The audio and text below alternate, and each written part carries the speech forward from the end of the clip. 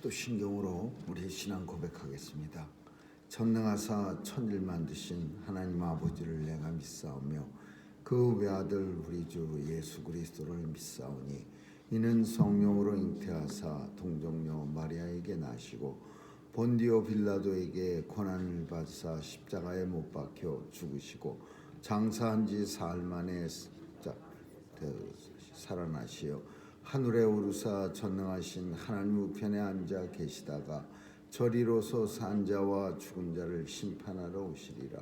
성령을 믿사오며 거룩한 공회와 성도가 서로 교통하는 것과 죄를 사하여 주시는 것과 몸이 다시 사는 것과 영원히 사는 것을 믿사옵나이다.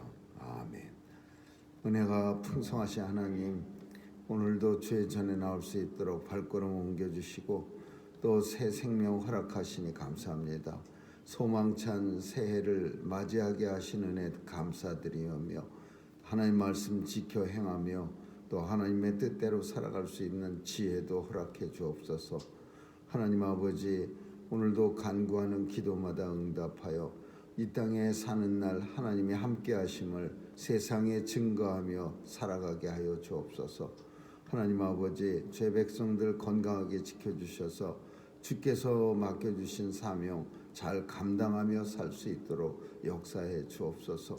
오늘도 자녀들 보호해 주시고 하나님 나라 위에 마음껏 일하는 귀한 자녀들로 다 삼아 주옵소서.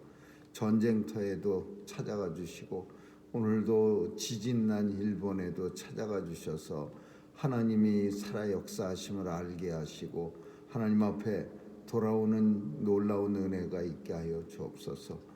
오늘도 우리의 조국을 불쌍히 여겨 주옵시고 하나님 아버지, 하나님의 은혜로 오늘까지 살아왔음을 고백하고 하나님 앞에 순종하는 정치인들이 많이 나타나게 하여 주옵소서. 오늘도 선교사님들 도와주시고 귀한 사역 통해 하나님 땅 끝까지 복음 증거되어 예수 그리스도 이 땅에 다시 오실 그날이 속히 도래하게 하여 주옵소서. 오늘도 주님 손길에 의지하며 예수님의 이름으로 기도합니다. 아멘. 찬양 386장 부르시겠습니다. 386장입니다.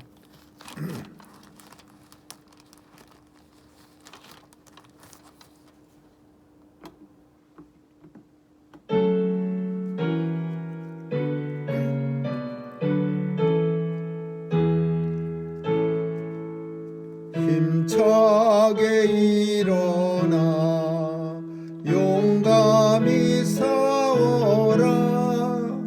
저마귀 물리친 옛 성도들 같이 그 어떤 형벌 당해도 배운 영광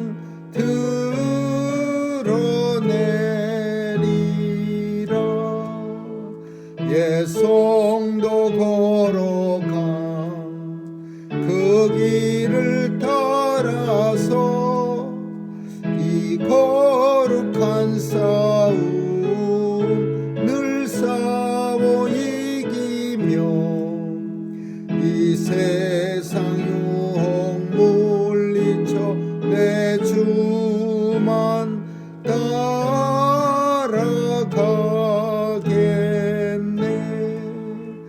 힘차게 나가자.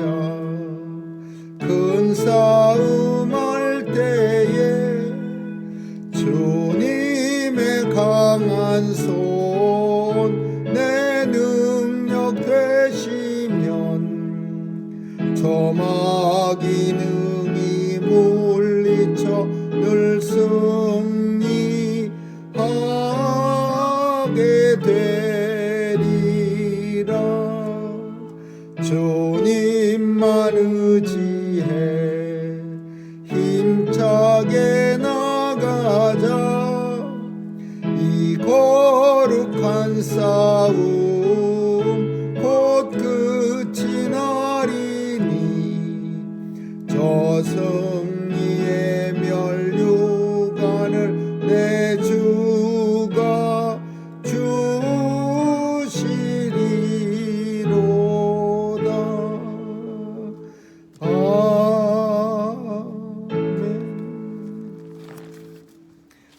말씀은 창세기 9장 1절에서 7절까지 한 절씩 같이 읽습니다. 창세기 9장입니다. 시작. 하나님이 노아와 그 아들들에게 복을 주시며 그들에게 이르시되 생육하고 번성하여 땅에 충만하라. 땅의 모든 짐승과 공중의 모든 새와 땅에 기는 모든 것과 바다의 모든 고기가 너희를 두려워하며 너희를 무서워하리니 이들은 너희 손에 붙이었음이라. 무릇 산 동물은 너희 식물이 될지라. 채소같이 내가 이것을 다 너희에게 주노라. 그러나 고기를 그 생명되는 피채 먹지 말 것이니라. 내가 반드시 너희 피 곧 너희 생명의 피를 찾으리니 짐승이면 그 짐승에게서 사람이나 사람의 형제면 그에게서 그의 생명을 찾으리라. 무릇 사람의 피를 흘리면 사람이 그 피를 흘릴 것이니 이는 하나님이 자기 형상대로 사람을 지었음이니라. 너희는 생육하고 번성하며 땅에 편만하여 그 중에서 번성하라 하셨더라. 아멘. 노아 홍수 이후에는 많이 변했습니다. 그 중에 가장 큰 변화가 이제 하나님의 창조 질서가 파괴됩니다. 노아가 방주를 만들어서 그 하나님이 지시하는 그 생물들, 동물들, 육축들, 뭐 새 이런 거를 이제 그 방주 안에 집어넣을 때는 질서가 아직까지는 살아 있어서 노아가 집어넣기 위해서 뭐 사자도 집어넣고 이제 뭐 새도 비둘기도 집어넣고 까마귀도 집어넣는데 이제 홍수가 끝난 다음에 다 방주에서 나온 후에는 이제 모든 질서가 사람과 동물과의 관계, 새와의 관계 모든 게 다 이제 파괴됩니다.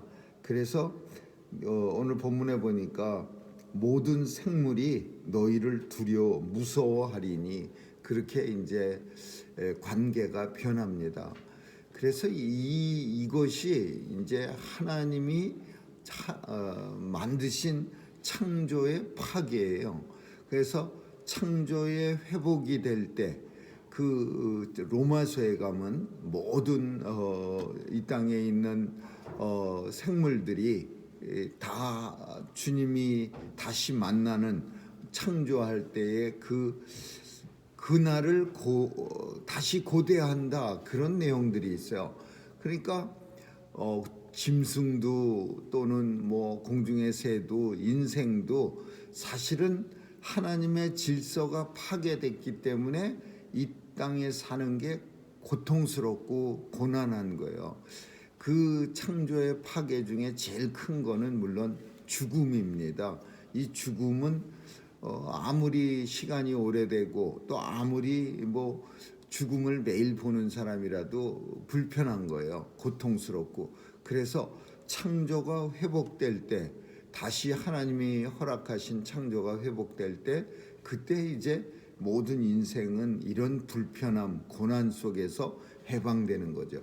오늘 본문에 보니까 하나님께서는 스틸 노아에게 생육 번성 충만하라 이렇게 말씀합니다. 근데 우리가 빠진 게 하나 있어요. 처음에 인생들에게 뭐라고 말하냐면 정복하라라는 말을 썼어요.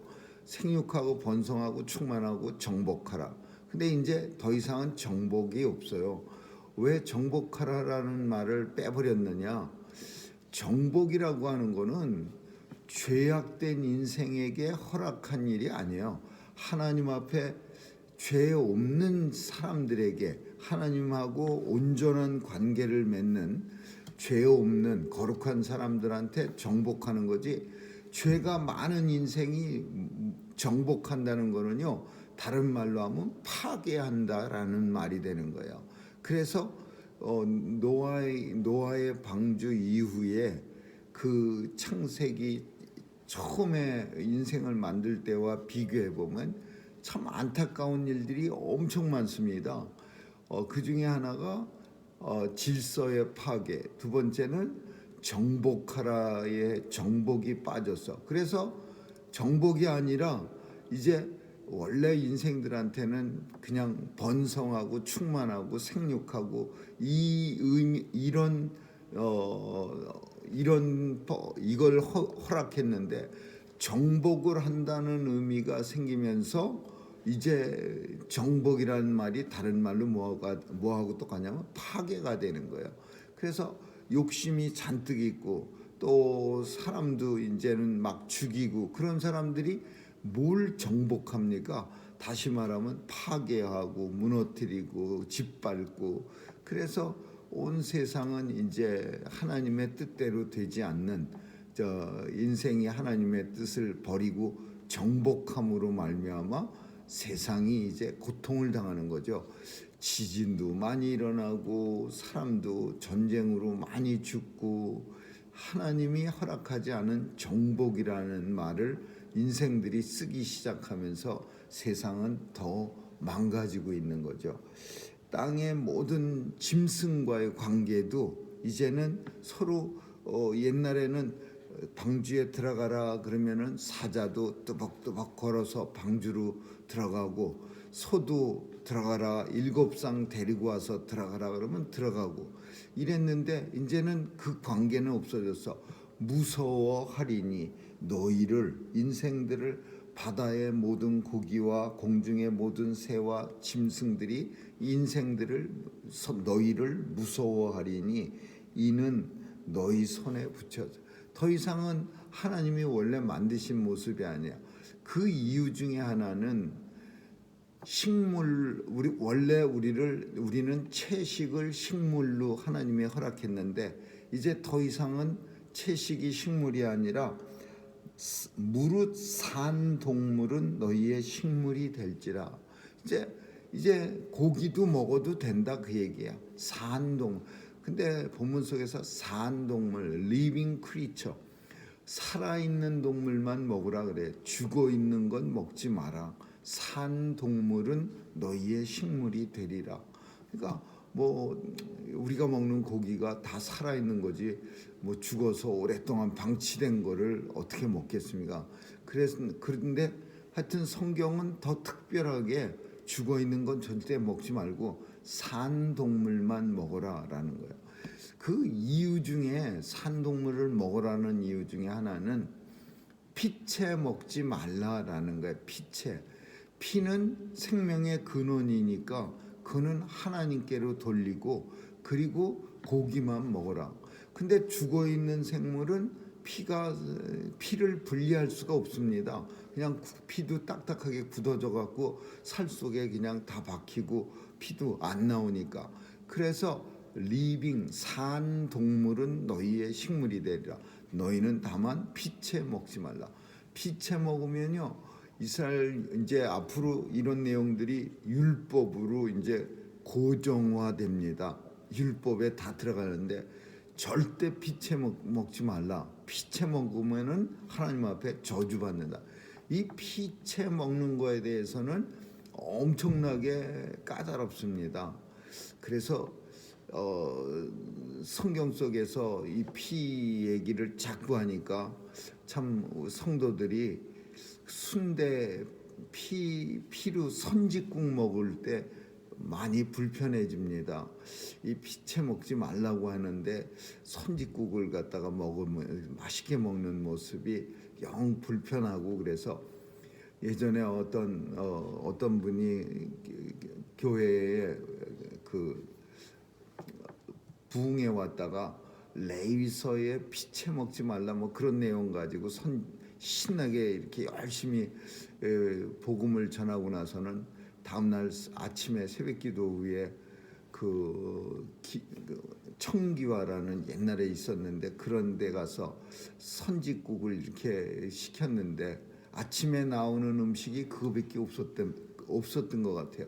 그랬는데 그 옆에 밥그릇에다가 쭉 같이 앉아서 먹는 사람들이 밥그릇에다가 선지를 다 꺼내놓고서 이렇게 먹는 기억이 이렇게 납니다.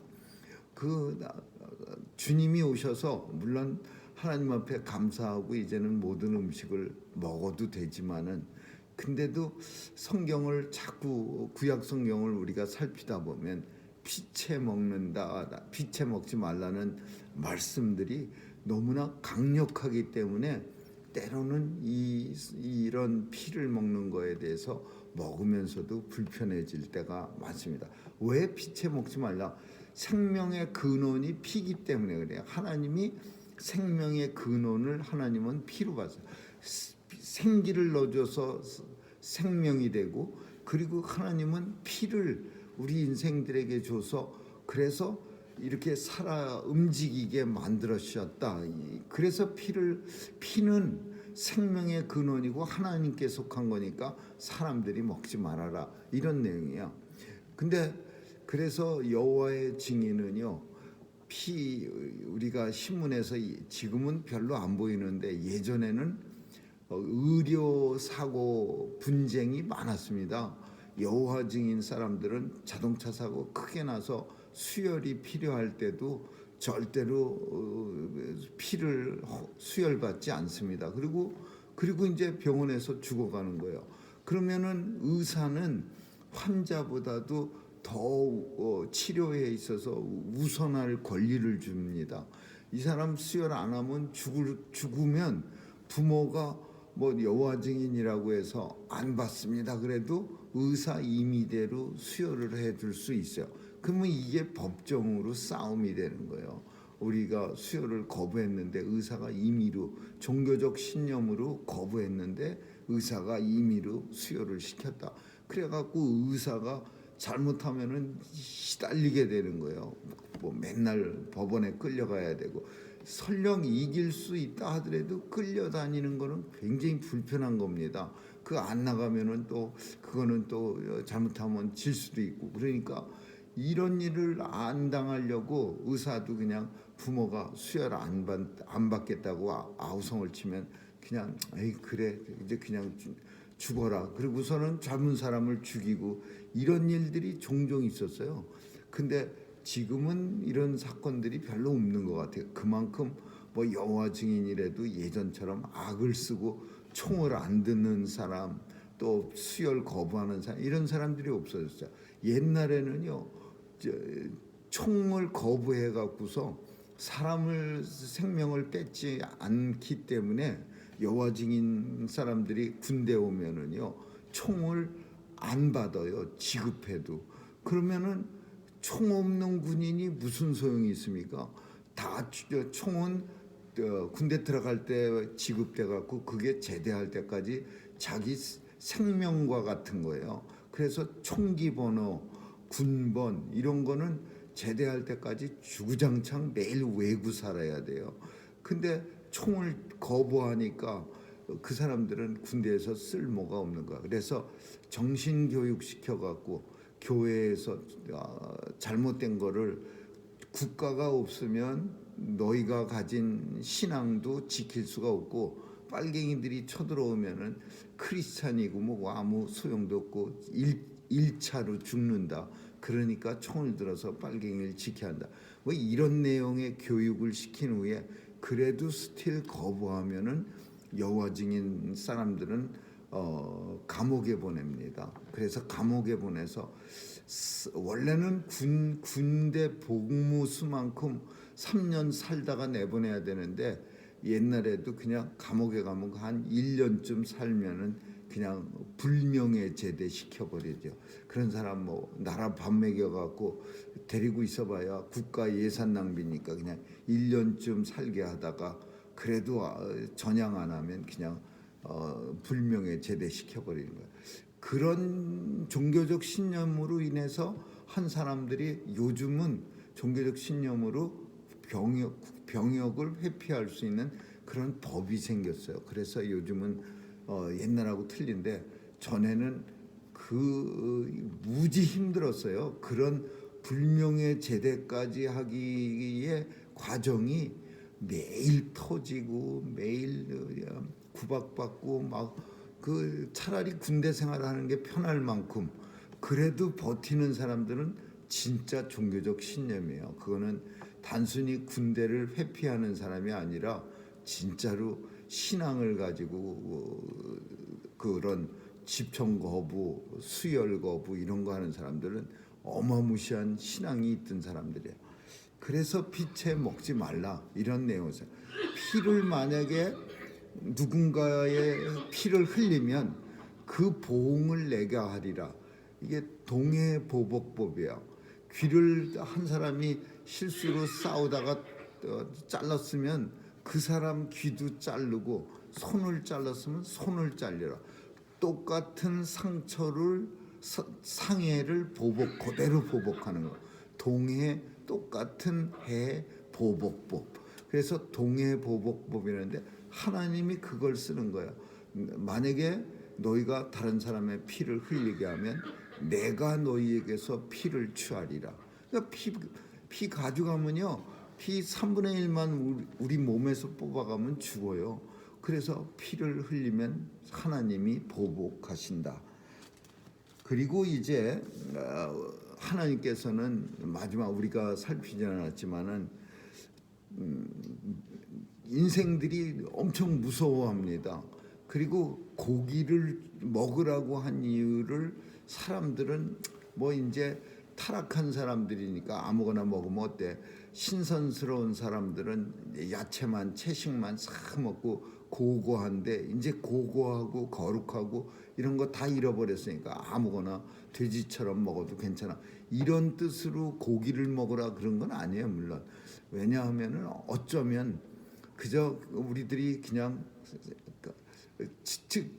가능한 합리적 이유를 찾는 거죠.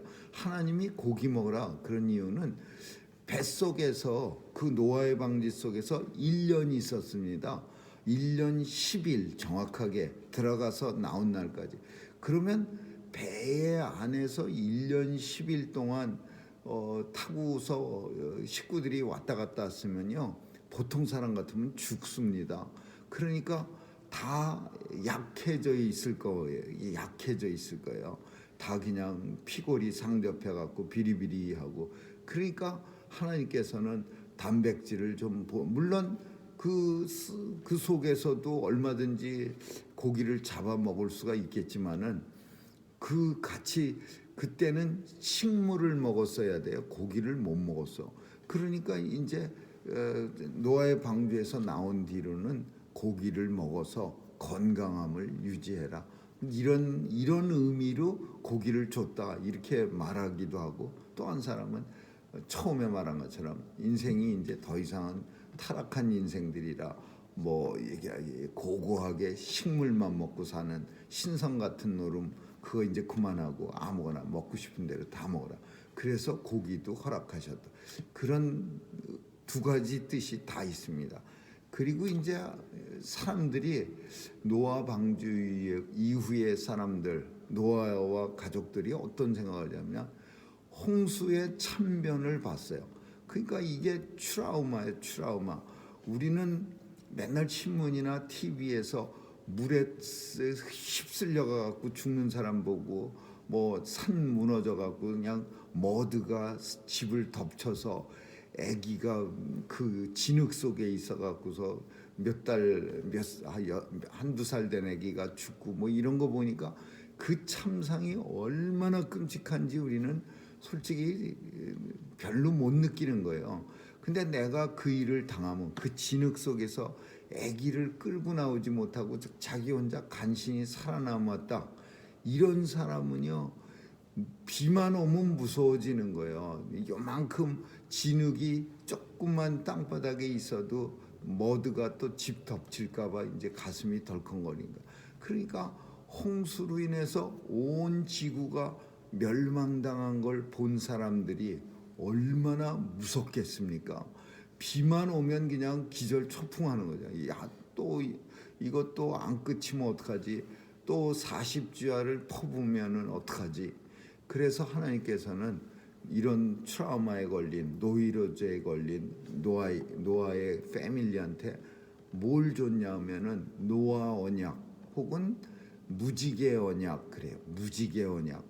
비 오면 이제 무지개가 다 이렇게 쏟구칠 텐데 그거 솟구치는 거 보면 내가 다시는 너희를 물로 심판하지 아니하리라.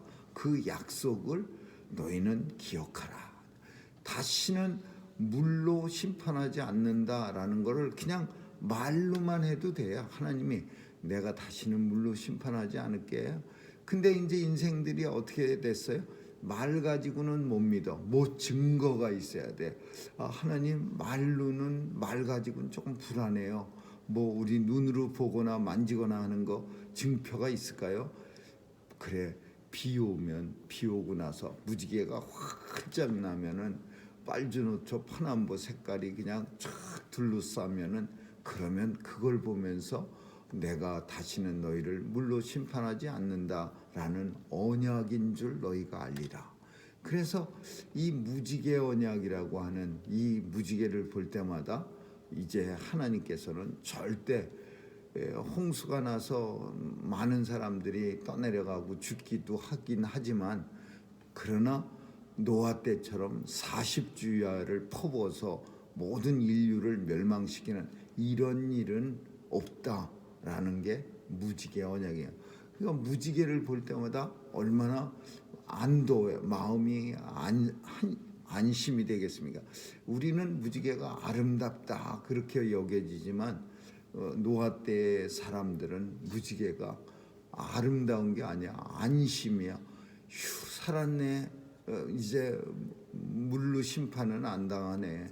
이런 표식이에요. 하나님이 주시는 사람들을 평안하게 만들어 주시는 표식이에요. 그래서 다시는 이제 이 땅에 물로 심판은 없어졌다. 그러나 마지막 심판 불로 심판합니다. 물 심판보다 더 무서운 불 심판이 이 세상을 기다리고 있어요. 앞으로 오늘 본문을 통해서 하나님의 질서가 파괴된 것이 얼마나 슬픈 일이고 얼마나 고통스러운 일인가를 우리는 살펴야 합니다.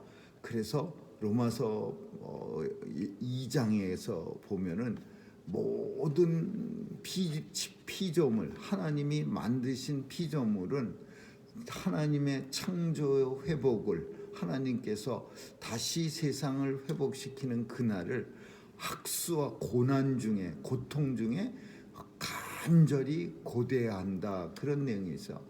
이 세상은 하나님이 창조 회복을 다시 회복해 주는 날 그날까지는 세상이 고통스럽고 고난스러운 거예요. 왜? 사람을 보면 동물들은 도망가야 돼요. 이게 별거 아닌 것 같지만은 어린아이가 뱅굴에다가 손을 집어넣어서 집어넣어도 물지 않고 또 어린 양이 숫사자와 같이 이제 초원에서 뛰노는 그런 세상이 된다면 그 얼마나 진짜 행복하겠습니까? 그게 원래 하나님의 창조예요. 이것을 다시 회복시키는 날이 그게 최후의 심판 날이라고 볼 수 있는 거죠. 아무쪼록 오늘도 우리는 하나님의 창조 회복하는 그날을 간절히 사모하면서 이 땅을 살아갑니다. 아픔도 없고 고통도 없고 눈물도 없는 그날을 사모하는 저와 여러분 되시기를 주님의 이름으로 축원합니다. 기도하겠습니다. 하나님의 창조에는 아픔, 고통, 슬픔이 없는데 우리 인생들의 타락으로 인해서 온 세상이 고통 중에 있고 아픔 중에 있습니다. 하나님 도와주셔서 하나님이 만드신 창조가 다시 한번 아름답게 회복되는 그날이 속히 도래하게 하여 주옵소서. 감사드리며 예수님의 이름으로 기도합니다. 아멘. 주기도문으로 마치겠습니다. 하늘에 계신 우리 아버지, 이름이 거룩히 여김을 받으시오며 나라의 임하옵시며 뜻이 하늘에서 이룬 것 같이 땅에서도 이루어지이다. 오늘날 우리에게 일용할 양식을 주옵시고 우리가 우리에게 죄 지은 자를 사하여 준 것 같이 우리의 죄를 사하여 주옵시고 우리를 시험에 들게 하지 마옵시며 다만 악에서 구하옵소서. 대개 나라와 권세와 영광이 아버지께 영원히 있사옵나이다. 아멘.